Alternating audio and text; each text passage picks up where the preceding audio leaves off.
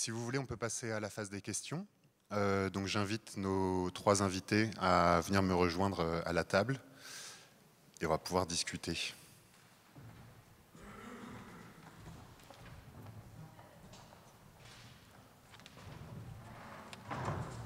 En attendant, je voulais vous demander si vous aviez déjà des réactions, les uns les autres, sur vos interventions mutuelles.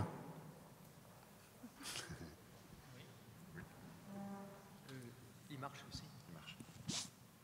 Je commence.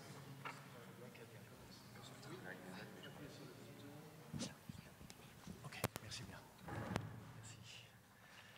Merci. Bon, je ne vais pas dire du bien des interventions autres que la mienne, hein. Mais alors, de l'intervention d'Agnès,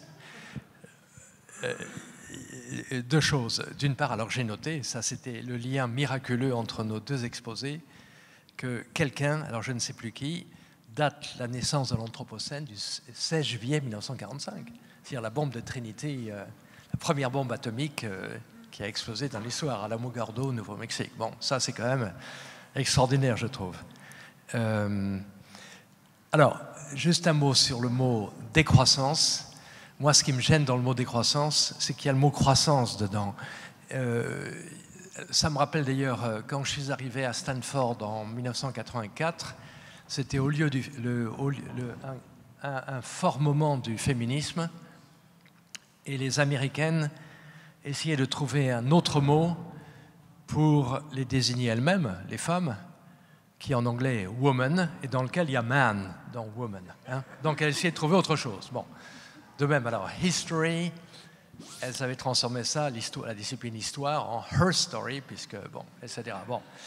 Le problème, voilà, dans décroissance, c'est qu'on ne sort pas de la problématique de la croissance, c'est simplement à l'envers. Alors, c'est le mot, hein, c'est le mot qui est en cause ici. Bon. Illich aurait dit, puisqu'on a cette référence en commun, que c'est, mais évidemment, c'est compliqué à dire, c'est la décroissance de la production et de la consommation hétéronome par rapport à l'autonomie. Mais l'autonomie elle-même, elle ne croît ni ne décroît. Elle est hors de toute mesure, enfin de la mesure. Bon, ok. Mais alors, sur ce qu'a dit Cyril, pardon,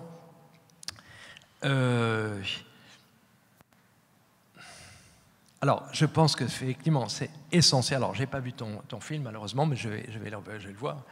Ce qui est absolument essentiel, c'est la fiction. Oui, ça me paraît essentiel. Ou le récit. Alors, les mots ici ont de l'importance. Hein. Tu as cité Martin Luther King. I have a dream. En français, on dit « je fais un rêve ». Et d'ailleurs, ça étonne toujours les Américains, enfin, que nous les Français, nous nous sentons capables de dire qu'un rêve, ça se fabrique de la même manière qu'on fabrique une histoire ou un film, etc. Bon. Pour un Anglais, enfin, ou un Américain, peu importe, de langue anglaise, l'idée c'est que ça, voilà, ça, I have a dream, ça m'arrive, ça m'arrive. Alors, d'où la question que je pose.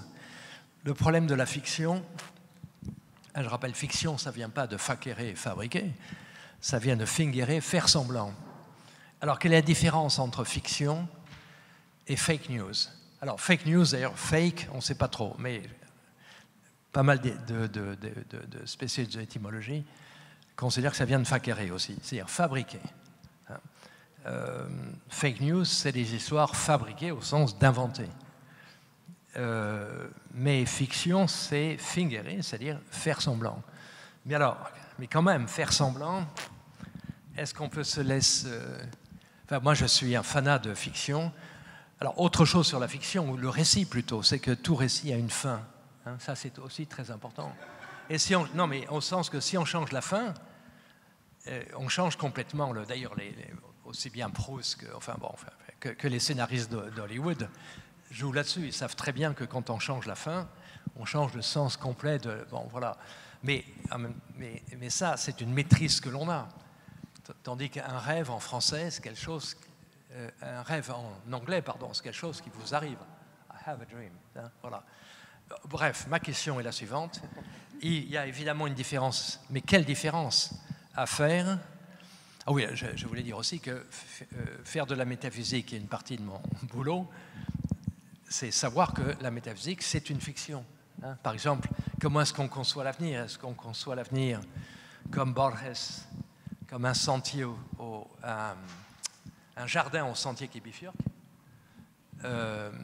ou est-ce qu'on le conçoit comme un avenir nécessaire, Aristote, etc. Ça, ce sont des fictions philosophiques. Bon. Donc on ne peut pas s'en passer, c'est absolument essentiel. Je pense aussi au livre de Ricoeur, Temps et récit. Hein, mais je pose la question, quelle est la différence? Je veux dire, est-ce qu'on peut croire à nos fictions? Voilà, c'est ça. Si on sait qu'on est à l'origine de cette fiction, est-ce qu'on peut y croire? Voilà, c'est ça ma question. Je trouve que cette question a d'autant plus de saveur qu'une des phrases que tu as prononcées, Jean-Pierre, que tu as écrite dans un livre il y a quelque temps, m'a beaucoup marqué, qui est « Nous ne croyons pas ce que nous savons ». Donc je trouve que ça a une saveur particulière. Pour moi, la grande différence, et donc effectivement le mot de fiction, comme tu le dis, pose sans doute problème étymologiquement. C'est pourtant celui qu'utilise en tout cas Harari. Il parle de « fictional stories ». Et pour moi, la grande différence, c'est que, encore une fois, construire des récits, construire des fictions, ça n'est pas inventer des mensonges, c'est pas travestir la réalité, c'est prendre des éléments factuels de la réalité et les ordonner d'une certaine façon pour leur donner du sens. Ce que font aujourd'hui un certain nombre de fabricants de fake news, on pourrait penser à donc effectivement Trump ou comment s'appelle son âme damnée qui a démissionné là, qui est beaucoup en Europe. Ouais, voilà, Bannon. Et ce qui s'est passé aussi avec Facebook et le fait qu'un certain nombre d'éléments ont été accaparés, des datas ont été récupérées pour pouvoir comprendre quel était le fonctionnement d'un certain nombre de personnes et pour pouvoir leur donner à manger une histoire qui correspond justement à leurs opinions politiques, à leurs croyances, et donc à les renforcer. La grande différence, c'est ça, c'est que là, il y a une volonté délibérée de manipuler et de transformer les faits objectifs qu'on peut mesurer, chacun d'entre nous, pour pouvoir orienter la pensée, les décisions d'un certain nombre de personnes. Et ça, c'est très inquiétant, effectivement. Parce qu'on voit aujourd'hui que grâce notamment au développement des algorithmes, des datas, à l'espèce de mainmise que les grandes sociétés de la Silicon Valley, mais aussi les Chinois peuvent avoir aujourd'hui sur l'ensemble de ce qu'on fait tout le temps, ça leur donne une capacité extraordinairement forte pour instiller un certain nombre de pensées dans nos cerveaux et pour nous orienter politiquement, économiquement, pour nous faire acheter des trucs ou pour nous faire voter pour un tel ou un tel. Là, ce dont je parle, d'une certaine manière, c'est quelque chose de plus viscéral.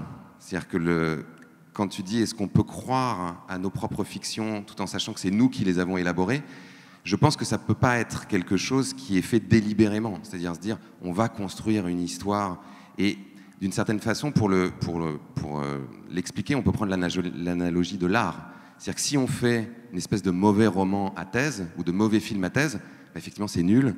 On regarde le truc, on comprend, ah bah oui, en fait il essaye de m'expliquer ça, et puis le truc marche pas, le truc nous bouleverse pas. Ça va marcher en revanche si le roman ou le film qui a été produit vient du plus profond de son créateur. Parce que c'est quelque chose qu'il a traversé. Quand Bob Dylan écrit « The Time They Are Changing », il se dit pas « tiens, je vais faire une chanson pour dire tel message ». Et d'ailleurs, ce qui est assez frappant avec Dylan, c'est que lui-même dit aujourd'hui « je ne sais pas qui a écrit ces chansons. J'en ai aucune idée. Et je serais incapable de le refaire. Parce que ça m'a traversé. » Et quand on lui dit « mais vous êtes un chanteur engagé », il dit « bah non. Simplement, c'est ça qui m'est venu à ce moment-là. » Et à cette condition-là, le récit, la fiction devient extraordinairement puissante puisqu'elle est incarnée. Quand on a été filmé un certain nombre de personnes pour demain, ces personnes-là, pareil, ne l'ont pas fait simplement sur des éléments intellectuels, en se disant je vais prouver que. Ils l'ont fait parce que ça donne du sens à leur vie. Et ce qui a été communicatif, c'est-à-dire ce qui a fait qu'un certain nombre de personnes sont allées voir Demain et se sont mis à leur tour à faire plein de trucs, c'est parce qu'elles ont été bouleversées par ces gens qui avaient l'air heureux, qui avaient l'air de justement donner beaucoup plus de sens à leur vie, qui faisaient quelque chose qui les passionne, donc qui était d'une certaine manière viscéralement ancré en elles, et qui n'était pas dans une perspective, j'ai envie de dire, évangélisatrice. C'est-à-dire, c'est pas, justement, je vais faire le prophète pour vous dire ce que vous devez faire, qui sont plutôt dans une perspective d'incarnation très forte. Et c'est cette incarnation, cet exemple-là, qui devient contagieux parce qu'il est rayonnant, parce qu'il porte quelque chose. Et donc moi, c'est plutôt à ça que j'appelle, plutôt qu'à construire délibérément des fictions qui seraient, d'une certaine manière, le versant qu'on voudrait positif des fake news, alors que c'est très dangereux. Enfin, je veux dire, à partir du moment où quelqu'un essaie d'élaborer un récit pour convaincre tout le monde, en fait, ça s'appelle un gourou, un dictateur, ou enfin quelque chose de cet ordre-là. Mais comme c'est malgré tout notre activité première, encore une fois, d'essayer de donner du sens à nos existences, je pense que c'est malgré tout nécessaire d'adopter une position un peu méta, c'est-à-dire de comprendre qu'on fonctionne comme ça, de pouvoir l'observer, de pouvoir du coup déminer un certain nombre d'éléments qu'on essaie de nous instiller, c'est-à-dire de comprendre que tout ça, ce sont des fictions. Encore une fois, si on ne comprend pas que l'argent, c'est une fiction, que c'est une entente, que nos systèmes politiques ou économiques sont des fictions, on ne peut pas avoir l'idée d'en imaginer d'autres ou de les remettre en question. Donc c'est en ça, pour moi, que c'est très important d'avoir de la lucidité et potentiellement de participer à construire d'autres trajectoires de sens. Agnès Sinaï, peut-être? Oui, moi, vos deux interventions m'ont passionnée. Sur Jean-Pierre Dupuis, je trouve que c'est très important de revivifier cette question de la menace nucléaire. C'est vrai qu'on en parle peu et qu'elle est là comme une épée de Damoclès. Et finalement, vous avez conclu que là aussi, la clé était politique, dans les deux sens. Hein. On peut aussi bien quitter un traité qu'en instituer un autre. Bon. C'est à la fois pas rassurant et rassurant. Enfin, là aussi, il peut peut-être y avoir une bifurcation au Conseil de sécurité avec des décisions qui iraient dans le sens d'une interdiction de la dissuasion. Il faut qu'un ange arrive pour qu'on en arrive là. Mais peut-être qu'en effet, avec les récits... les interprétations que vous avez développées, les récits dont parle Cyril, effectivement, il y a une articulation avec le politique qui reste à explorer. Parce que d'un côté, on a cette production de fiction qui sont parfois antinomiques. Enfin, il y a celle dont tu parles. Il y a aussi celle de la croissance verte, par exemple. C'est plutôt la fiction du moment, d'une transition écologique avec des smart grids, de l'intelligence artificielle, qui est d'ailleurs plutôt prisée par Harari, que tu cites beaucoup, mais au final, ouais, mais je crois que sa conclusion sur l'espèce humaine, c'est que c'est quand même la technique qui pourrait l'améliorer. Bon, non. Il en a peur, mais moi je le trouve assez un peu ambivalent, mais bon. Oui, donc comment articuler cette fiction dont tu penses qu'elle pourrait précipiter la société au sens chimique vers une conscience partagée des enjeux actuels? Comment articuler ces initiatives individuelles, plutôt individuelles, que tu décris dans Demain, avec quelque chose de l'ordre du politique? Moi, c'est ça qui moi, m'habite depuis quelque temps. C'est qu'on chemine de manière proche et on essaye voilà, de proposer d'autres modèles. Mais on bute après sur cette histoire de décroissance, sur ce mot croissance, décroissance, la courbe qui monte, la courbe qui descend. C'est pas très satisfaisant, j'en conviens. Et en même temps, j'aime bien ce mot parce que personne n'aime ce mot. Alors, il n'est pas récupérable et je pense que c'est juste un mauvais moment à passer, si j'ose dire. Et j'ai pas tellement envie, moi, de vendre ce mot comme quelque chose de « ouais, tout le monde, il est beau, tout le monde, il est gentil ». Non, il y a quand même un moment où il faut mettre le doigt là où ça fait un peu mal, pas forcément de manière écofasciste, hein, mais avec la question de est-ce qu'on peut planifier quelque chose de l'ordre d'une décroissance de manière concertée, parce qu'on n'a pas tellement le choix. Donc je maintiens ce mot, mais c'est vrai que je trouve qu'il est un peu binaire par rapport à la croissance. Mais comme on nage dans cette histoire de croissance, il y a une phase où, à mon avis, il faut passer par là. Voilà, bon. Ça tombe bien, je ne me présente pas aux élections, donc voilà. On a une première question ici.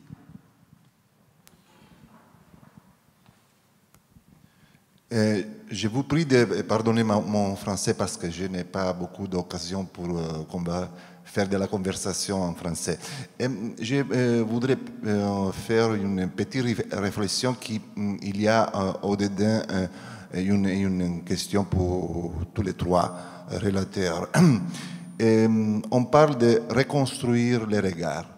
Je pense que peut-être il faut penser à une conversion du regard, dans le sens de métanoïa, dans le sens d'un changement d'esprit. Et peut-être il faut penser aussi, même comme un petit jeu de l'esprit, qui nous sommes au devant d'une sorte d'apocalypse, dans le sens non du fin du monde, mais de révélation. Je pense qu'il y a dans l'histoire de l'être humain un destin qui est aussi en destination. Je vous invite à regarder dans votre esprit l'image de l'aube de l'homme dans les films de Kubrick. 2001, Odyssée dans l'espace, l'aube de l'homme. Quand l'hominide, avec anneau, il fait un bâton. Et avec le bâton, il renverse les conflits qu'il y a eu d'abord pour l'eau qu'il y a là. Je pense qu'il y a là un saut de la nature. On a détaché l'ombre de l'homme de la nature et il a tombé dans l'histoire. Parce qu'il y a là quelque chose qu'on n'a jamais eu dans la vie, dans le monde. Et le même bâton qui devient, en tournoyant les vaisseaux spatials, on peut dire qu'il est la destinée de la technique. Et le monde où nous sommes, c'est cette destination. On va voir qu'il y a toujours une petite contradiction. Nous apercevons que c'est très difficile. Nous connaissons quels sont les périls, etc. Non? Mais nous avons aussi la perception qu'on a une sorte d'impuissance. Non? On peut penser que c'est, comment on peut dire, le mauvais caractère du pouvoir ou des puissants. Mais on peut dire que même les pouvoirs et les puissants, ils sont prisonniers dans une dialectique et une dynamique. Non? Il y a aussi une force de changement, mais qui, pour la force même de changement, il empêche de changer quand on a, comment on peut dire, entamé un certain parcours. Non? En ceci, je vais dire qu'il y a une situation apocalyptique. C'est une sorte de révélation d'une destination. Non? Et peut-être il faut aussi faire, comment on peut dire, tenir en compte cette situation qui nous sommes dans un endroit, dans un moment qui est peut-être irréversible. Il faut le tenir dans la pensée. La dernière chose sur les récits, non? Goethe disait qu'un enfant var die Tat. D'abord, il y a l'action. Tous les récits, on peut dire, sont deux. Il vient après. Mais les évangiles, non? Il y a eu 70 ans d'histoire des chrétiens qui ont témoigné, ils sont martyrs, ils ont diffusé une religion. On n'a pas été ni Pietro, ni Luca, ni Marco qui ont écrit les récits. On va essayer d'abréger pour passer à une autre question. Oui. Mais voilà. J'avais fini, excusez-moi. J'avais fini. Merci. Je parle alors, oui. Bon, moi je voudrais, comment dire, parce qu'on est là pour réfléchir, dire deux choses ou deux remarques qui seraient un peu en tension ou en contrepoint de ce que j'ai entendu ce matin, mais c'est pour discuter. La première porte sur la notion de fiction, dont je ne fais pas tout à fait la même analyse étymologique que vous, Jean-Pierre Dupuis. Mais disons, pour aller très très vite, je veux dire la chose suivante. En français, on utilise cette expression « faut pas me raconter d'histoire ». Voilà.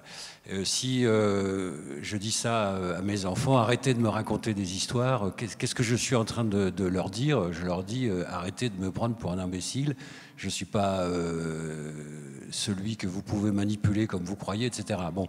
Et alors, donc c'est une espèce je dis ça pour dire un peu de tension, un peu de réserve à l'égard de la notion de fiction, si on l'interprète comme ça. Et du coup, je pose ma question dans l'autre sens. Qu'est-ce qui se passe au contraire quand on se raconte des histoires ou trop d'histoires? Est-ce que finalement on n'est pas entouré de trop de récits, en particulier peut-être aujourd'hui de quelque chose qui est de l'ordre d'un récit scientifique, par exemple. Bon. Et ma deuxième remarque, ça concerne ce que vous avez dit à un moment, Agnès Sinaï, qui m'a beaucoup intéressé, mais que je voudrais relever. Vous avez dit, en présentant les courbes scientifiques, ça devrait augmenter notre angoisse. Enfin, il me semble que vous avez dit ça, en tout cas je l'ai noté. Et je voudrais faire une remarque là-dessus, parce que personnellement, je pense que le problème, c'est précisément que nous sommes angoissés. Je pense à des analyses contemporaines qui ont été faites par des gens qui, je pense, ne se lisaient pas, mais qui ont dit à peu près la même chose en même temps. C'était Heidegger et Freud sur l'angoisse, que l'angoisse, c'est une peur sans objet, c'est-à-dire une peur qui déclenche des paniques parce qu'on ne sait pas de quoi on a peur. Et en fait, je pense que pour analyser la situation, il vaudrait peut-être mieux moi, je pense ça, hein, on n'est pas obligé de me suivre, mais j'ai envie de le dire, que nous sommes en réalité angoissés et que la question que nous devrions nous poser, c'est comment sortir de l'angoisse pour justement avoir des objets sur lesquels travailler autrement que sur le mode de la panique qui est la réponse psychologique normale à l'angoisse. Merci beaucoup. L'un de vous a une réaction? Moi, je voudrais répondre à la question. Bien sûr. Je voudrais répondre aux questions posées en premier parce que vos deux interventions n'ont rien à voir. Enfin, non, on peut toujours trouver des liens. Et on vous a oublié quand même. Bon. Alors, d'ailleurs, maintenant, moi-même, j'ai un peu oublié ce que vous disiez qui était très intéressant. Mais bon, en vous écoutant, j'ai pensé bien sûr à la tradition, à Heidegger aussi, bien évidemment, de la révélation dans le fameux texte d'Heidegger, qu'est-ce que la technique, hein, sur la technique. Qu'est-ce qui a révélé avec la technique, hein? Et ce qui a révélé, c'est que nous sommes les gardiens de l'être, avec un E majuscule. Donc il y a un effet de révélation, et il me semble que le film de Kubrick exprime ça très bien. Alors vous avez parlé de son début, mais moi je pense à sa fin, hein, du retour. Alors une fin d'ailleurs très ambiguë, hein, c'est pas très... Hein, pardon? Très intelligente, du fait de son ambiguïté. Qu'est-ce que c'est que cet être qui revient sur la Terre après avoir eu une initiation? Mais bon, voilà, c'est plus ce monolithe qui est toujours là, présent, pour remettre peut-être l'humanité dans un... Non, mais c'est une question très très forte. Bon, donc la question, Alors évidemment, auquel s'éteindrait, il y a des tas de citations, de références à faire, là, Illich, Ellul, Heidegger, voire Derrida, enfin bon. Bon, mais enfin, écoutez, ça c'est une vraie discussion. Alors, pardon? Alors René, oui. Oui, René Girard, d'accord, ok, aussi. Bon.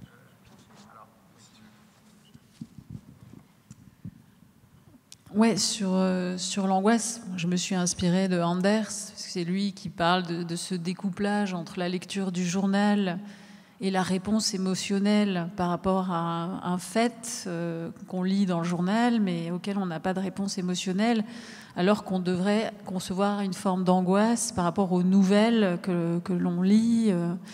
Il évoque d'ailleurs le pilote qui a largué la bombe et qui pense au fait qu'il n'a pas payé les $175 pour son congélateur au moment de survoler Hiroshima. Et donc voilà, c'est cette espèce de décalage il y a un gap, quoi, il y a un gouffre, et bon, qui devrait pourtant mobiliser une forme d'angoisse. Alors évidemment, en psychologie, l'angoisse, c'est la peur de quelque chose d'inconnu, mais pas seulement. C'est quand même une forme d'intuition du corps, par exemple, quand on sent qu'il y a un problème, on a un problème de santé. Avant d'en avoir la confirmation, on peut quand même être habité par une angoisse, et puis tout d'un coup, la science vient confirmer qu'il y a un problème. Donc c'est aussi une intuition. Pour moi, en tout cas, je l'ai interprété comme ça, ce dont parle Anders. C'est pas une émotion face à une inconnue, c'est une pré-intuition informulée face à un danger qui va être avéré à un moment ou à un autre. Bon, voilà. Je te laisse enchaîner. Moi, ce qui m'intéressait, c'est ce que vous disiez sur le... Enfin, je vais lier un peu les deux questions, moi, pour le coup. Cette idée que l'apocalypse, c'est une forme de révélation, c'est-à-dire qu'on déchire le voile. Et en ce sens-là, effectivement, je pense qu'on vit une forme d'apocalypse, c'est-à-dire qu'on est en train de déchirer le voile qui nous permet de comprendre que la fiction que nous racontons, qui est aussi le fait, par exemple, que nous sommes séparés de la nature, ce que Jean-Pierre disait sur l'environnement, c'est-à-dire quelque chose qui nous environnerait, qui n'est pas nous, qui a été porté notamment par la religion catholique. On est en train de le déchirer et de mesurer que si nous sommes la nature, nous sommes inscrits dans un écosystème naturel et que s'en affranchir totalement, vouloir vivre de façon complètement hors sol comme ça, a priori, ça ne pourra pas durer très longtemps, à part si on envoie quelques êtres humains sur Mars dans des petites cellules où on recréerait artificiellement quelque chose, mais là encore, il nous faudrait de l'énergie, il nous faudrait... Bon, on dépend de la photosynthèse, on dépend de l'eau, on dépend de... Donc ça, je trouve que c'est un moment très intéressant de notre existence en tant qu'être humain sur cette planète, qui d'une certaine manière nous pose la question du sens, là encore, et donc nous amène à nous demander ce que nous faisons sur cette planète. Est-ce que notre espèce a une fonction particulière ? Est-ce qu'elle est là simplement pour s'affranchir, justement, essayer de s'affranchir de la nature et tout détruire, c'est-à-dire faire disparaître toutes les autres espèces qui sont sur cette planète, coloniser tous les espaces pour essayer de s'augmenter techniquement dans une espèce de délire matérialiste? Est-ce que c'est ça notre fonction dans les écosystèmes? Ça paraît fou, ça serait bizarre. C'est-à-dire qu'on est une espèce, une sorte de parasite, quoi. Ou au contraire, est-ce qu'on a, à l'instar des autres espèces vivantes, qui peu ou prou fonctionnent dans une forme d'interdépendance, d'équilibre, d'homéostasie, est-ce que nous aussi, on pourrait construire une place de l'être humain dans les écosystèmes qui participe à ça, en jouant notre propre partition à l'intérieur de cette symphonie-là? Et ça, je pense qu'on est arrivé au moment où on a besoin d'essayer de construire des réponses à cette question, qui passe par des récits, qui passe par des fictions, et c'est en ça que je disais tout à l'heure de la construction de sens. Est-ce qu'on vit un moment où on a trop de récits? C'est très intéressant parce qu'effectivement, on a, je pense, de la difficulté à y voir clair et à s'inscrire justement dans des trajectoires de sens et à se poser sans doute les bonnes questions parce qu'on est noyé d'informations, de récits à travers que la technologie a accéléré, augmenté. Le fait aujourd'hui d'alimenter sa story sur Instagram, sur Snapchat, sur Facebook, d'être constamment en contact avec des informations, avec des sollicitations, des micro-histoires à travers des notifications sur nos smartphones, du petit texto, du petit mot sur Twitter qui nous fait surréagir et engager des conversations sans fin. Le fait d'être face à des robinets de séries, par exemple sur Netflix, le fait d'avoir en permanence une information, c'est-à-dire les chaînes d'infos en continu, c'est-à-dire on est tout le temps alimenté par des histoires, par une logorée, à vrai dire. Pour moi, effectivement, ça pose un problème fondamental qui est que notre fonctionnement, parce que je pense effectivement que nous, les êtres humains, on ne peut pas s'empêcher de faire ça, d'essayer de donner du sens et donc de créer des histoires, aujourd'hui est drivé par une force qui est purement commerciale. Et donc qui a intérêt à augmenter le nombre de ces productions d'histoires tout le temps. Par exemple, Instagram a tout à fait intérêt à ce qu'on alimente nos stories tout le temps. Parce que plus on va alimenter nos stories, plus il va y avoir de personnes qui sont sur le réseau et plus Instagram va gagner d'argent. Plus on va passer de temps à regarder des séries sur Netflix, plus Netflix va gagner d'argent. Plus on va faire de recherche sur Google et donc intégrer des éléments dans les algorithmes de Google, plus ils vont comprendre comment on fonctionne, plus ils vont être capables de vendre ensuite des données à des entreprises pour qu'elles puissent cibler et nous faire dépenser notre argent. C'est ça le problème. Le problème n'est pas le fait qu'on soit une espèce fabulatrice, comme dirait Nancy Houston. Le problème est que cette fonction de l'être humain est aujourd'hui dominée par un sens qui est purement commercial, purement matérialiste. Et pour moi, c'est là où se joue le combat, la lutte, entre guillemets, entre, si on voulait être religieux, on dirait entre je sais pas, la lumière et la matière, entre l'obscurité et la lumière. C'est comment est-ce qu'on peut redonner une trajectoire de vie, une trajectoire encore une fois, où on se réinscrit dans la vie et où on se sort de cette vision purement matérialiste et commerciale.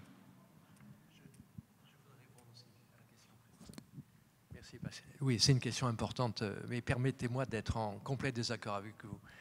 Je crois que le grand problème, c'est que nous n'avons pas peur, justement. Enfin bon, mais c'est ce que vous disiez en citant Anders, etc. Bon, Anders parlait de la discrépance. Alors c'est vrai que c'est pas aujourd'hui.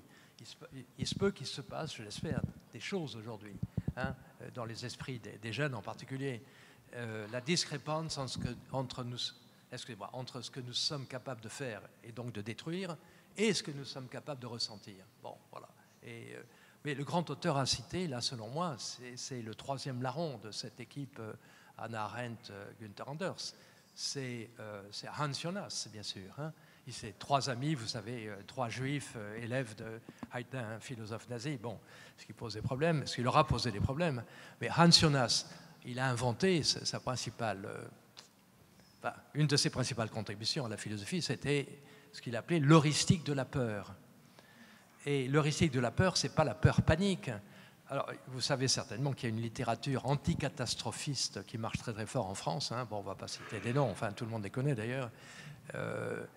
Bon, et ce sont des gens qui disent, mais la peur, c'est la panique. Bon, d'abord, ils confondent. La peur, c'est pas la panique. La peur, c'est la panique, et donc ça empêche de réfléchir et de penser. Bon. Mais l'heuristique de la peur de Hans Jonas, c'est quelque chose d'extrêmement intéressant. C'est une peur simulée. Ce n'est pas une peur que nous éprouvons maintenant. Hein. Par exemple, je suis capable d'éprouver... Ok, je prends un exemple. Dans le thème des relations amoureuses. Bon, ma femme me quitte, je suis très très malheureux. Mes amis, comme les amis de Job, viennent me consoler en me disant tu sais que dans 5 ans, tu seras beaucoup moins malheureux et dans 10 ans, tu regretteras de ne plus être malheureux. Bon, okay. Je sais qu'ils ont raison, mais je ne peux pas l'admettre. Bon, mais je peux quand même simuler cette émotion, y compris l'absence d'émotion. Je peux le simuler. Alors c'est exactement ça que Hans Jonas nous demande de faire, c'est de simuler ce que sera notre effroi lorsque la catastrophe se produira. Et ceci de manière à faire pour qu'elle agisse, pour qu'elle ne se produise pas, bien évidemment. Alors juste un autre mot, ce que je peux apporter à ce débat, moi c'est du fait de mon âge, c'est le témoignage d'un ancien combattant. Du temps d'Illich, c'est-à-dire les années 70, on ne parlait pas encore de catastrophe, ni climatique, ni etc. Et la critique illichienne de la technique et des institutions, enfin, etc., était autre. C'était qu'elle nous rendait malheureux. Voilà. Elle nous empêchait d'être heureux. Il n'utilisait pas tellement le mot aliénation, parce qu'il ne voulait pas frayer avec le marxisme, mais c'était bien ça l'idée. Hein, voilà. D'où la notion de contre-productivité que passer certains seuils, alors là, la notion que vous avez dite chez Schwelen, chez Benjamin et compagnie, qui était le cousin, mais oui, tout c'est de Anders, exact. Oui, enfin bon, tout ça, c'est une grande famille de juifs. Illich aussi, même s'il fut prêtre catholique, il était juif au départ. Bien sûr, il a une mère juive à Vienne. Bon, enfin, d'accord. Okay, ça, c'est un aparté. C'est un aparté, un lobby, oui, le lobby juif de l'époque. Bon, Illich, justement, sa critique portait sur le fait, donc, de la contre-productivité. Oui, que passer certains seuils critiques. Voilà. Je reprends le cours, eh bien, les grandes institutions, transport, médecine, éducation, télécommunications, tout ce que vous voulez, produisent le contraire de ce qu'elles sont censées produire. La médecine, alors, évidemment, il aimait choquer. La médecine passait certains seuils. La médecine rend malade, l'école rend abruti, les transports immobilisent, enfin bon, tout ce qu'on vit d'une certaine manière, voilà. On ne parlait pas encore de catastrophe, ou alors de catastrophe morale, bien sûr, mais... On avait une question de Pierre Watt, puis de Thomas Lévillane. Merci pour vos interventions. Ma question s'adresse peut-être plutôt à Jean-Pierre Dupuy, mais à tout le monde. La phrase qui a été citée de vous tout à l'heure par Cyril Dion me paraît la question fondamentale. Nous ne croyons pas à ce que nous savons. On parle que de croyances depuis tout à l'heure, y compris dans les interventions, y compris dans les remarques sur les Juifs.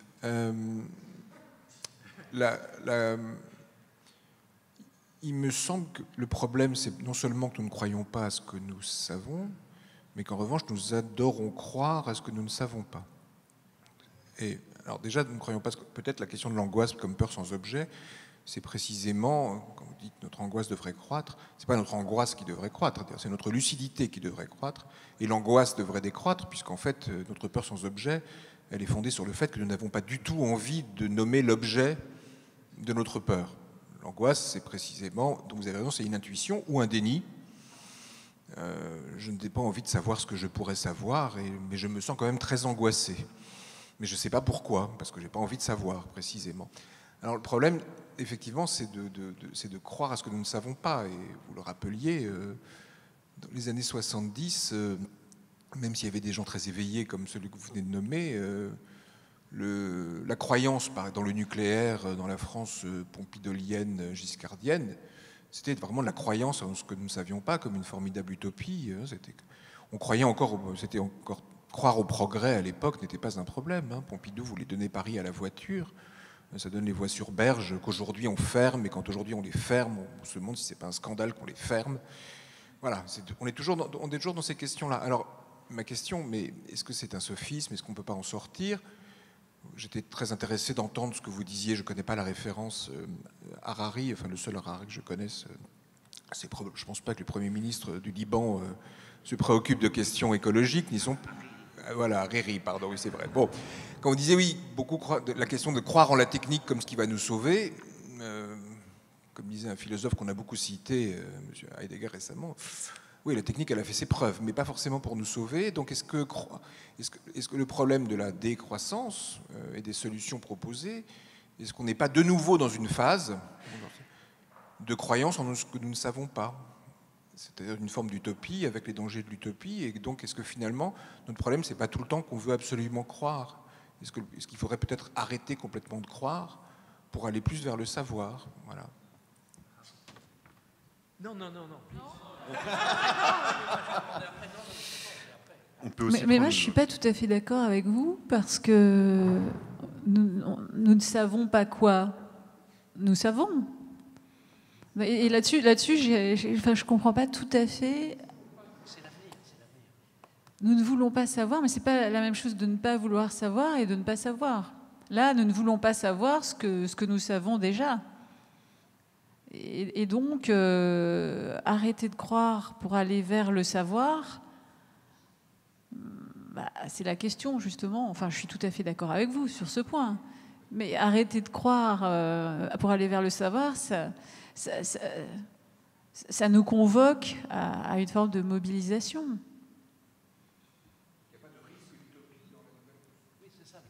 Oui, le risque d'utopie, le risque de l'utopie. Mais...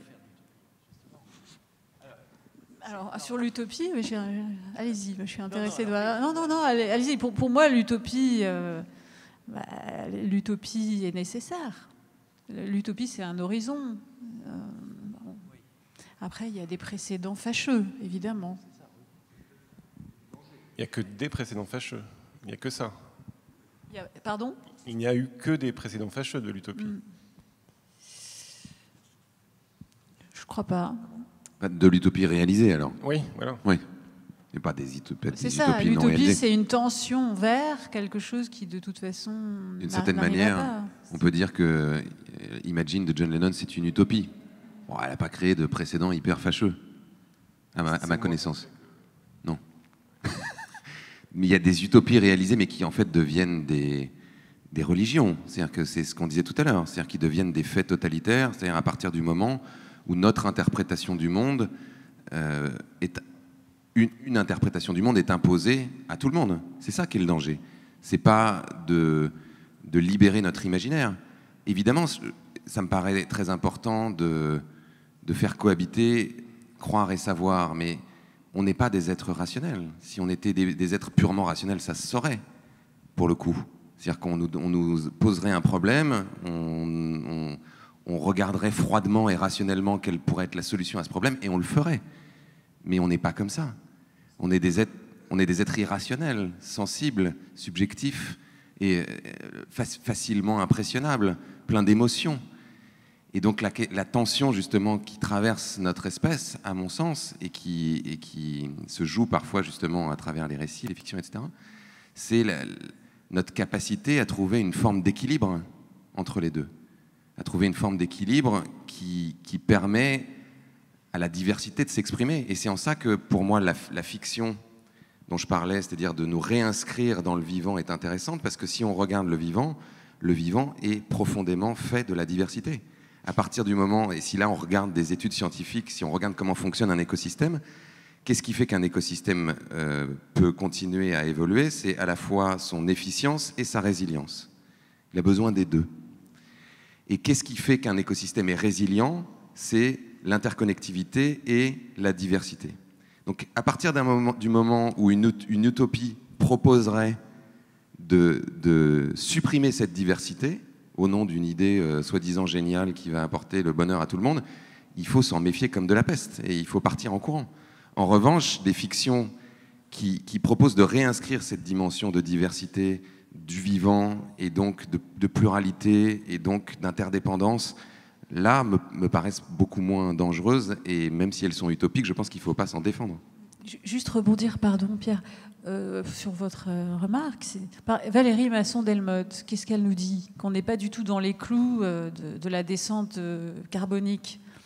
Le rapport du GIEC sur les 1,5 degrés nous dit, au rythme actuel, en 2030, on est à 52 gigatonnes de CO2 équivalent dans l'atmosphère, alors qu'il faudrait qu'on soit à 30, justement. Ça, c'est du savoir. Et le fait de décroître de 10 à 15%, de faire décroître de 10 à 15% par an nos gaz à effet de serre d'ici à 2030 pour espérer stabiliser la température à 1,5 degré, c'est du savoir. Mais la décroissance, c'est ça, c'est pas une utopie, c'est purement matérialiste. C'est purement matérialiste, c'est tout. Si on fait pas ça, on aura ça. Après, comment on y arrive ou pas, je sais pas. Soit on reste dans l'overshoot, soit on s'organise autrement. Mais pour moi, il n'y a rien d'utopique là-dedans. Et est-ce qu'on peut parler d'esthétique dans cette histoire-là, de style? Parce que par exemple, quand moi je vois Valérie Masson-Delmotte parler, elle n'a pas la même manière de parler que vous avez de parler. Par exemple, elle parle en scientifique, sans trop d'affect, de manière assez serrée. Et la question que je me pose, c'est que là on est entre nous, voilà. Valérie Masson-Delmotte, elle parle de 2030, donc pour rester très terre à terre, c'est très rapide. Et la question que je me pose, c'est que le package que vous proposez de manière très large, très grand, tout le package, c'est-à-dire la révolution, un autre monde, une manière plus heureuse de vivre, moins de pauvres, toutes ces choses-là, est-ce que c'est stratégiquement... est-ce que c'est stratégique, en fait ? Parce que moi, je pense qu'il n'y a pas que des gens d'accord avec cette question-là. Je pense que c'est très très important que tout le monde soit d'accord sur cette question-là, qui est une question pratique, justement, à la Valérie Masson-Delmotte. Voilà, il y a trop de CO2, il faut en avoir moins. Comment on fait ? Quels sont les choix ? Des choix politiques, des choix sociétaux. Et là, la manière... Alors je dis ça encore une fois parce que je pense que vous avez beaucoup de courage de montrer, d'y aller, de vous rencontrer plein de gens et tout ça, et je trouve ça vraiment formidable. Mais je me pose la question de... Est-ce qu'il faut tout le package ? Est-ce qu'il ne faudrait pas une morale minimum, comme par les Ruénogiens, c'est-à-dire quelque chose de très très minime, de très très simple, et qui serait juste capable d'accueillir tout le monde, quoi. Parce que c'est vrai que, par exemple, dans le discours de Cyril Dion, pour moi, il y a beaucoup de choses. Et je ne trouve pas ça très stratégique. Je pose la question. Hein, pour moi, ce n'est pas stratégique d'arriver avec une poésie, d'un coup d'avoir des trucs affectifs, d'avoir des trucs scientifiques mélangés, de parler de croyances, de parler de la Bible. Parce qu'en fait, à chaque moment où il y a une affirmation, il y a plein de gens qui ont les mécanismes de protection qui vont se retirer de la situation. Parce qu'évidemment, la première chose qu'on fait, c'est non, je ne veux pas en entendre parler, quoi. Et donc là, la question, c'est est-ce que l'important, c'est pas de convaincre des gens qui ne sont pas déjà convaincus ? Évidemment qu'il faut choisir il faut commencer par convaincre, enfin en tout cas essayer d'embarquer les personnes qui ne sont pas convaincues. Je pense qu'il faut avoir conscience du contexte aussi. C'est-à-dire que là, on est dans un contexte, à la Villa Médicis, où on essaye de... Enfin moi, en tout cas, mon approche de ce matin, c'est plutôt d'approfondir un certain nombre de choses, d'ouvrir plein de portes. On est dans un contexte à la fois culturel et intellectuel. Et évidemment, si je vais demain au JT de France 2, je vais pas parler de la Bible et puis je vais pas aller réciter un poème. Et, et c'est en général pas la stratégie qu'on essaye d'avoir. Dans ton dernier livre, tu t'autocritiques dans la situation que tu étais à la télévision, à pas savoir choper la chose, quoi. Ah non, je m'autocritique... Enfin, je nous autocritique en tant qu'écolo dans le fait où on n'a, pour moi, pas réussi forcément à... Enfin, on n'a pas du tout réussi finalement à remporter ce combat des récits, pour le moment. Mais, si tu veux, la stratégie, si on regarde ça assez froidement, si on regarde les choses assez froidement en essayant de prendre le minimum qu'on aurait besoin de faire. Clairement, là, on a besoin de décroître nos émissions de 50 à 65% d'ici 2030. Pour y parvenir, c'est assez clair que les actions individuelles, ça ne va pas suffire. Donc on a besoin de cadres structurels et structurants. Donc on a besoin que les États s'engagent, que les grandes entreprises s'engagent. Aujourd'hui, dans le monde tel qu'il est organisé, qu'est-ce qui va faire que des États s'engagent ? En gros, qu'une grande majorité culturelle de leur population leur dise « si vous ne vous engagez pas dans ce type de mesures, on ne votera plus pour vous ». C'est terminé. Qui est en gros la stratégie qu'on est en train d'essayer de développer avec l'occupation de l'espace médiatique et de l'espace public depuis un certain nombre de mois. En disant, ben voilà, il y a 2 millions qui vous attaquent en justice, tous les vendredis, il y a des lycéens, maintenant ils sont, le vendredi 15 mars, ils ont organisé la plus grande mobilisation pour le climat mondial de tous les temps. Donc faire en sorte que la conversation qui se produit dans la société de façon générale ne puisse plus occulter ces éléments-là. Et ensuite, si on remportait cette bataille culturelle, qui est un peu mon dada, c'est-à-dire que si la conversation, notre façon de regarder le monde et donc d'une certaine façon le récit de la société se transformait et qu'une majorité de la population disait bah non, on votera plus pour vous si vous ne faites pas ça, bah non, les entreprises, on vous donnera plus d'argent ou on ne sera plus vos clients si vous ne faites pas ça. Ensuite, ça a besoin de se traduire dans une direction. C'est-à-dire que ce qui se produit la plupart du temps dans les mouvements qui essayent de transformer la société dans ces derniers temps, que ce soit Occupy Wall Street, que ce soit Nuit debout, c'est qu'à un moment, il n'y a pas de stratégie. C'est-à-dire qu'il n'y a pas de direction. Ok, on conteste, on remet en question, on essaie de pousser, Mais après quoi? Donc c'est en ça qu'on a besoin de scénarios, qu'on a besoin de construire des trajectoires, qu'on a besoin de proposer des visions de l'avenir, qu'on a besoin d'aller chercher un certain nombre de solutions, de réponses qui existent déjà et de commencer à les articuler un peu, de nouvelles façons de faire de l'agriculture, de nouvelles façons de créer de la monnaie, de nouvelles façons de produire de l'énergie, de nouvelles façons de faire société, de nouveaux mécanismes démocratiques pour prendre les décisions ensemble, etc. On a besoin de ces deux tensions-là. Et c'est en ça que certains disent bah, c'est de l'utopie, ça ne fonctionnera jamais comme ça. Ben oui, mais si personne ne projette ces trajectoires et ces imaginaires-là, et qu'on en reste simplement à une forme de contestation et puis d'effroi, à mon avis, on ne crée pas de mouvement, on ne suscite pas de désir, de créativité, et c'est de ça dont on a besoin aussi. C'est là où moi je suis un peu d'accord avec Pierre Watt, c'est que pour se projeter, il faut avoir du temps. Or, si on apprend quelque chose, c'est qu'on n'a pas le temps. Et donc, par exemple, de dire qu'on a besoin de tout un programme politique derrière, moi j'aurais juste besoin qu'on dise bah, d'abord on baisse le CO2, la production de CO2, puis voilà. On va pas plus loin. On n'a pas besoin d'avoir tout un truc de... Mais tu y arriveras pas sans programme politique. Ah non, mais j'ai pas dit que j'y arriverais, moi. Mais pas toi. Mais ce que je veux dire, c'est que ça ne se passera pas comme ça. Je fais une seconde. Mais la pression du peuple, je suis d'accord. Non, mais regardons les choses froidement. Pour diminuer les émissions de CO2, comme on aurait besoin de le faire, il faudrait laisser la quasi-totalité du pétrole et du charbon là où ils sont. Si on faisait ça, le prix du pétrole augmenterait de façon considérable et on serait face à une crise économique mondiale qui créerait une sorte d'effondrement. C'est-à-dire qu'en 2008-2009, il ne faut pas oublier que la crise économique, c'est le baril de pétrole qui arrive à $150. Donc ça n'est pas possible. Enfin, je veux dire, ça c'est du yaka faucon. On n'a qu'à les baisser et puis une fois qu'on les aura baissés, on... non, mais c'est Jean-Pierre Dupuis qui parle du fait qu'il y a trop de pétrole dans le monde pour que ça tienne, pour que ça marche. Je peux dire quelque chose ici. Ce n'est pas une réponse à la question posée par Pierre là. Mais c'est quand même... Ouais, on est bien d'accord qu'il faut savoir les choses. Le principal facteur de production de gaz à effet de serre aujourd'hui, c'est l'augmentation de la température. La causalité est dans l'autre sens. Évidemment, plus il y a de... Alors d'ailleurs, je signale qu'il y a 3 principaux gaz à effet de serre qui sont le CO2, mais aussi le CH4, le méthane, le gaz dit des marais. Et par ailleurs, la vapeur d'eau. La vapeur d'eau, il n'y a pas de carbone. Hein, quand on dit taxe carbone, il n'y a pas de carbone dans la H2O. Bon. Alors pourquoi? Ben, on le sait tous. Prenez par exemple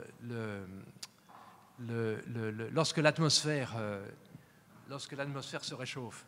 Prenez, je ne sais pas moi, Rio de Janeiro, ma ville, au mois de février. Prenez New York au mois d'août. Elle est saturée plein d'eau. C'est-à-dire plus l'atmosphère est chaude, plus elle absorbe la vapeur d'eau. Le méthane, plus la température du globe augmente, plus, on l'a dit tout à l'heure, les banquises fondent, et sous les banquises, qu'est-ce qu'il y a? Du gaz des marais, c'est-à-dire du CH4. Bon, alors pareil pour le CO2, plus la température du globe augmente, plus l'océan rejette de CO2. Donc aujourd'hui, on est dans... C'est-à-dire c'est une boucle, c'est une causalité circulaire. Et aujourd'hui, la partie la plus importante, c'est la température augmente à cause des gaz à effet de serre. Mais cette augmentation de la température est le principal facteur, c'est dire l'irréversibilité des phénomènes. Hein. Ce point très important, ça devrait être appris dans les écoles, cela, sinon on se trompe. Hein. Bon, ok, d'abord il n'y a pas que le CO2, la vapeur d'eau c'est très important, bon, et le CH4, et par ailleurs on est dans une boucle circulaire où aujourd'hui c'est l'augmentation de la température du globe qui est le principal facteur d'accroissement des gaz à effet de serre dans l'océan et dans le bon. Alors maintenant, pour répondre, ça c'était juste une parenthèse, hein, mais enfin c'est important de savoir ces choses. Pour répondre à la question de Pierre, juste un mot, mais je crois que les 4 auteurs qu'on a cités là, bon, plus Benjamin, mais Benjamin, je ne suis pas sûr qu'il pensait cela, c'est-à-dire Illich, Anders, Arendt et Jonas, ils pensaient que la question de... Ils pensaient que... C'est Anders qui parle d'obsolescence de la capacité d'imaginer.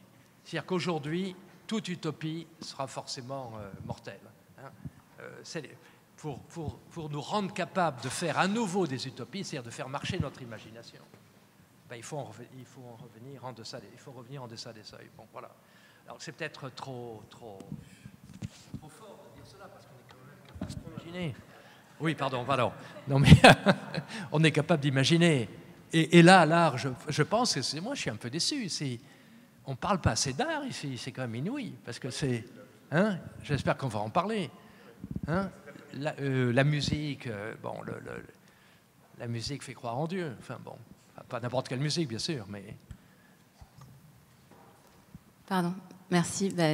Merci pour ces 3 présentations. Je vais essayer d'être rapide, mais je voulais un petit peu poursuivre le premier commentaire de Jean-Pierre Dupuis sur la notion de fiction, parce qu'en fait, autant je suis très, très enthousiaste par rapport à votre présentation, à ta présentation, Cyril, autant je pense que le terme de fiction est mal choisi, et d'ailleurs je ne suis pas du tout d'accord avec l'analyse d'Hariri à ce propos-là, et du coup je voudrais dire pourquoi, selon moi, et l'étymologie effectivement du mot le confirme, la fiction c'est une sous-catégorie des récits, c'est un certain type de récit, et c'est un certain type de récit qui fait semblant, c'est-à-dire un certain type de récit qui s'affranchit du réel pour partir autre chose, alors du réel ou de la matérialité des choses. Enfin, on ne va pas ouvrir aujourd'hui, ou en tout cas pas maintenant, peut-être à midi, la question de la réalité du réel, mais en tout cas qui s'affranchit de la matérialité des choses pour ouvrir d'autres pistes, et qu'il fait à travers le langage, mais c'est une catégorie du récit, et le récit c'est quelque chose de beaucoup plus large, et notamment c'est la façon dont effectivement le langage peut assimiler et mettre du sens, notamment dans les phénomènes à la fois qu'on observe, mais ce qu'on ressent, etc. Et du coup, dans cette sous-catégorie des fictions, il y a à nouveau plusieurs types de fictions. Il y a des fictions créatives, alors on parlait d'art, justement, des fictions qui vont déverrouiller l'imaginaire, permettre vraiment de se projeter dans un monde qui n'est pas celui-ci et qui n'a pas vocation à le devenir, qui n'est pas en tout cas le monde éprouvé, empirique.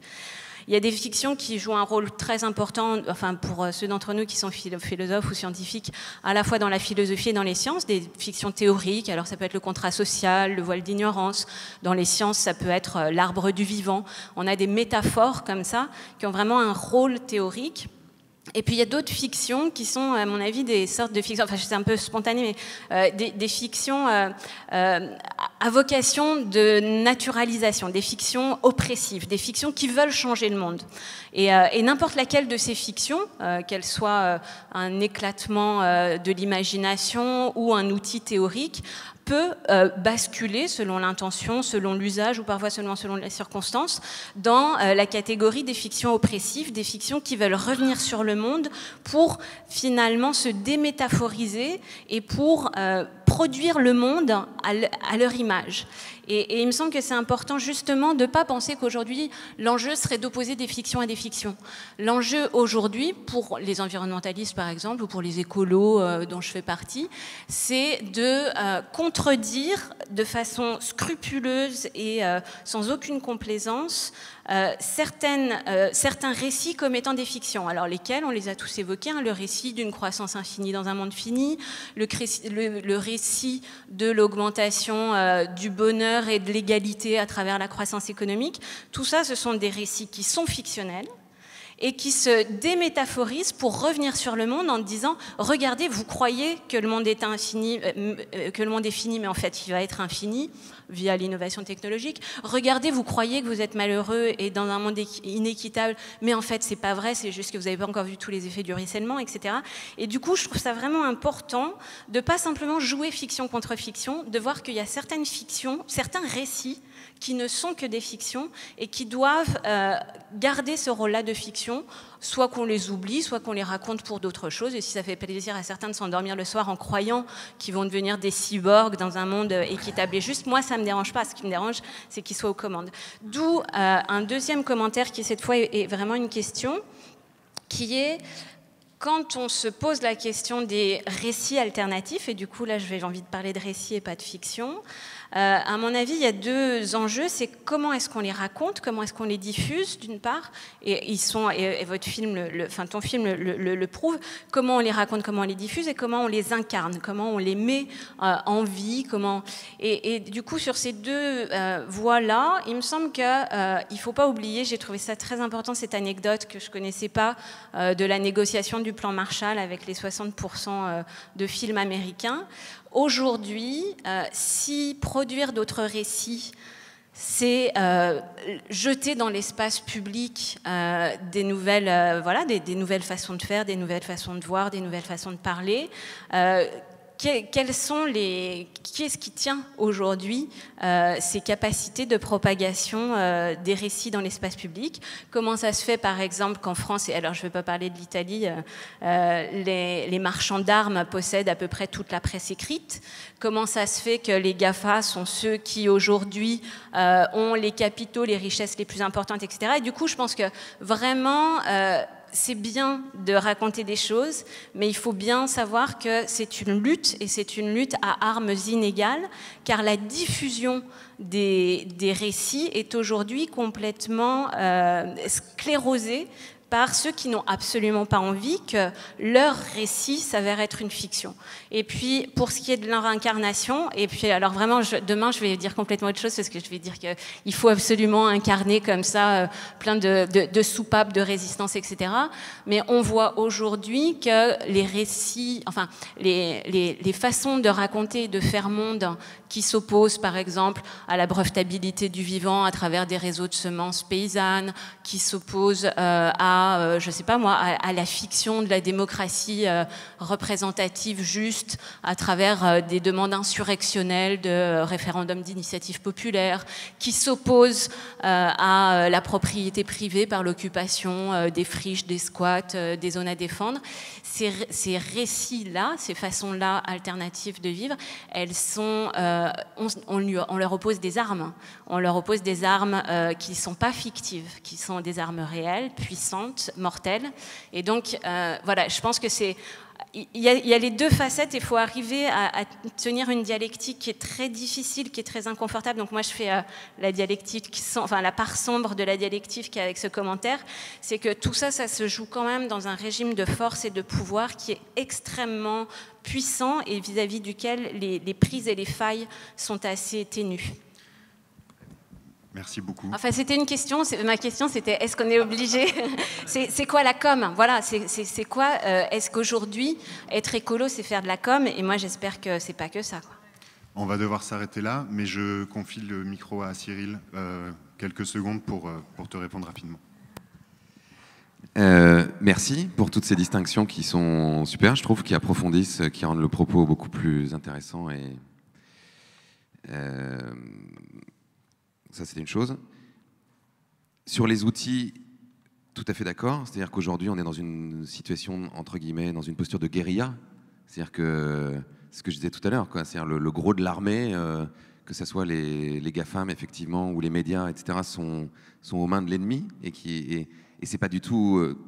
quand tu disais, mais pourquoi? C'est très logique. C'est-à-dire que, comme justement la propagation de récits est une arme très puissante, assez naturellement, ceux qui veulent garder le pouvoir, moi c'est ce que j'appelle dans mon livre les architectures, c'est-à-dire que je dis qu'il y a des grands récits, et puis il y a des architectures qui construisent la société, et j'en nommais au moins 3, que sont l'argent, la loi, et les instruments qui permettent de diffuser les récits. Et donc théoriquement, c'est ce que j'appelle aussi les piliers du pouvoir. Un pouvoir qui veut se maintenir de façon... puissante, il a besoin d'avoir ces piliers-là. Il a besoin d'avoir la force militaire, il a besoin d'avoir la capacité de propager les récits, et il a besoin de pouvoir créer l'argent aujourd'hui dans nos sociétés. Et donc, quand tu disais, finalement, qu'est-ce qu'il faut faire? Et est-ce que simplement propager des récits comme ça, les envoyer dans l'espace public, ça suffit? Évidemment non. Il y a toute une partie, notamment de petits manuels de résistance, qui parle de ça, c'est-à-dire de dire comment est-ce qu'on peut s'attaquer aux piliers du pouvoir. Et donc, c'est ce que je disais brièvement dans mon intervention. Pour moi, il y a à la fois une dimension culturelle, c'est-à-dire qu'il y a besoin effectivement de remporter une bataille culturelle à armes inégales. Et c'est pour ça que occuper l'espace public, faire ce que fait par exemple Greta Thunberg, c'est-à-dire envahir comme ça les réseaux sociaux, les rues, créer une conversation différente, ça fait partie des armes de la guérilla. Propager des récits en utilisant des canaux qui peuvent être puissants, comme on l'a fait avec Demain, et que tout d'un coup ça marche, et que tout d'un coup ça crée d'autres conversations là aussi, et d'autres pratiques. On en est à ça, on en est à faire de la guérilla, mais ça n'est pas suffisant, et ça a besoin de s'accompagner. C'est pour ça que je donnais l'exemple du droit des femmes en Angleterre, de lutte Donc je parlais des suffragettes comme un exemple de lutte, et de circonstances historiques. Je parlais de la Première Guerre mondiale, et là, pour moi, on est en train de traverser une circonstance historique extrêmement forte, avec la modification du climat, avec l'effondrement de la biodiversité, avec les migrations, avec les accroissements des inégalités.